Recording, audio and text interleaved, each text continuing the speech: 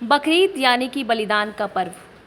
ईद उल अजहा का त्यौहार आज देश भर में धूमधाम से मनाया जा रहा है। बकरीद में बकर का मतलब बकरा ही नहीं होता। अरबी भाषा में बकर का अर्थ होता है ऊँट। बकरीद यानी कि बलिदान का पर्व। ईद उल अजहा का त्यौहार आज देश भर में धूमधाम से मनाया जा रहा है। बकरीद ईद उल फितर यानी कि मीठी ईद के ठीक 2 महीने के बाद मनाए जाने वाला पर्व और इसे ईद उल अजहा कहते हैं। जानकार बताते हैं कि ईद उल अजहा के मौके पर ऊँट, भेड़, बकरा आदि हलाल जानवर की कुर्बानी देना सुन्नत यानी कि पवित्र माना जाता है। अगर किसी जानवर की आँख, नाक, कान या फिर शरीर का कोई अंग सही ना हो तो उसकी कुर्बानी दे दी जाती है।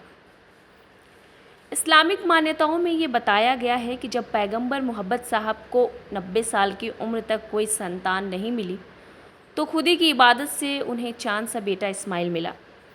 फिर कुछ समय बीत जाने के बाद इब्राहिम को सपने में आदेश हुआ कि खुदा की राह में कुर्बानी दो।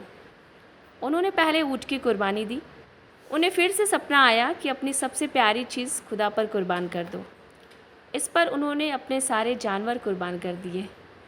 फिर से उन्हें सपना आया कि अपनी सबसे अजीज चीज़ कुर्बान करने को, तो इस बार बारी थी उनके बेटे की। बेटे को कुर्बान होता वो देख नहीं सकते थे, इसलिए उन्होंने कुर्बानी के वक्त अपने आँखों पर काली पट्टी बांध ली।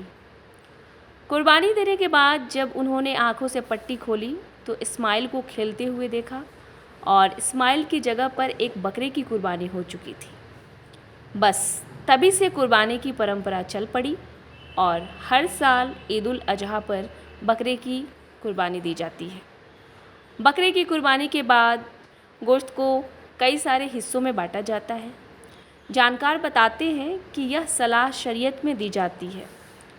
इसका कुछ हिस्सा गरीबों में बांटा जाता है, दूसरा हिस्सा रिश्तेदारों के लिए और तीसरा हिस्सा अपने घर के लिए रखा जाता है।